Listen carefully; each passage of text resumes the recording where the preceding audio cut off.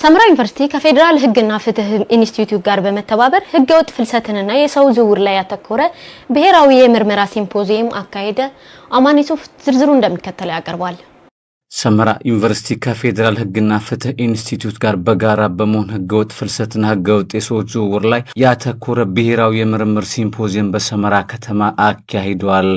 በእለቱም የተገኙት የፌደራል ህግና ፍትህ ኢንስቲትዩት ምክትል ዋና ዳይሬክተር ሆኑት ዶክተር ዘካሪያስ ኤርኮላ እንዳሉት ህገወጥ ጉዞ በሀገር አቀፍ በአካባቢ ብቻ ሳይሆን በዓለም አቀፍ ደረጃም አሳሳቢ ጉዳይ መሆኑን አንስተው ይህንን ለመከላከልና ለመቆጣጠር ሁሉም ባለድርሻ አካላት ኃላፊነታቸውን ሊወጡ እንደሚገባ አሳስበዋል።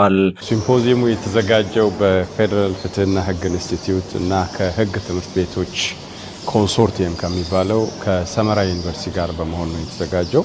ያው እንደሰማችሁት የሪሰርቹ ማለት የኮንፈረንሱ ርዕስ ዋናው ህገወጥ የሰዎች ዝውውርና ሌሎች ሰዎችን በህገወጥ መልክ ድንበር ማሻገር የተመለከቱ ርዕሶችን የያዘ ወደ 7 ወረቀቶች ይቀርባሉ። ሲምፖዚየሙ ውስጥ ወደ 44 ዩኒቨርሲቲዎች ተወክለው ይገኛሉ። ዋናው ዓላማ እንግዲህ ኢትዮጵያ በተለይ ህገወጥ የሰዎችን ዝውውር human trafficking and smuggling of migrants የሚለውን ለመከላከል አዋጅ አውጥታለች 1178 ሌሎችንም ማስፈጸሚያ ደንቦችን ለክስ የሚሆኑ ስርዓቶችን አዘጋጅታለች። ዋናው ነገር እዚህ ላይ የሚቀርቡ የተለያዩ ሪሰርቾች ይቀርባሉ። ሪሰርች ውጤቶቹ በተለይ ይሄን ህገወጥ ማለት የሰዎች ዝውውርና ሰዎችን ድንበር ማሻገር ወንጀልን ለመከላከል የሚጠቅሙ ከሪሰርቹ የሚገኙ ግብአቶች ህጎችን ለመተግበር ስራ ላይ ሊውሉ ይችላሉ።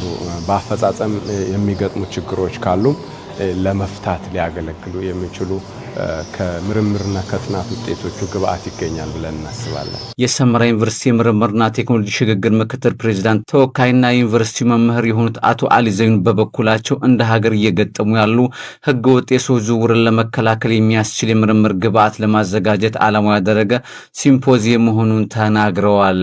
የዚህ ኮንፈረንስ ዋናው ዓላማ የተለያዩ ምርምሮች ይቀርባሉ። የምርምሮች ፋይንዲንግም ይቀርባሉ። ስለዚህ እነኚህ ምርምሮች የሚቀርቡት ፋይንዲንጎች ለፖሊሲ ግብአት ለማቅረብ ነው። ማለት መንግስት እንደምናውቀው በኢሌጋል ማይግሬሽን ህገወጥ የሰው ዝውውር ላይ ያው እንደምናውቀው ወቅታዊ ጉዳይ ነው። ስለዚህ ይሄ ወቅታዊ ጉዳይ ለሰመራ ዩኒቨርሲቲ ሆስት በማድረግ እንዳልኩ ከህግ ኢንስቲትዩት ጋር በማድረግ ሆስት በማድረግ ለመንግስት ግብአት የሚሆን ፖሊሲ ብሪፍ ማዘጋጀት ነው ዋናው ዓላማ። ስለዚህ መንግስት የዚህ ሲምፖዚየም ፖሊሲ ግብአት ተጠቅሞ ሜዠርመንት ለመውሰድ ነው። ማን ነው የሚወስዳቸው? ስማግለሮች እነማን ናቸው? የት ነው የሚሄዱት? ለምንድን ነው የሚሄዱት? የሚለው ነገር ላይ በደንብ ክሊር የሆነ ምርምር ኦልሞስት ከ7 እስከ 8 የሚሆኑ ምርምሮች ነው አሁን እየቀረበ ያለው። ስለዚህ የዚህ ምርምር ፋይንዲንጉ አልቲሜት ጎሉ ፖሊሲ ብሪፍ ማዘጋጀት ነው የኮንፈረንሱ። በሲምፖዚየሙ ላይ ተሳተፉ ከተለያዩ ዩኒቨርሲቲዎች የመጡ የዘርፉ ባለሙያዎች እንደተናገሩት ወደ ተለያዩ ሀገራት የሚደረጉ ህገወጥ ጉዞዎች ማህበራዊ፣ ኢኮኖሚያዊና ፖለቲካዊ ችግሮችን እያስከተሉ መሆኑን ገልጸዋል። ይህንንም ለመከላከልና ለመቆጣጠር ከሚመለከታቸው ባለድርሻ አካላት በጋራ እንደሚሰሩም አስታውቀዋል።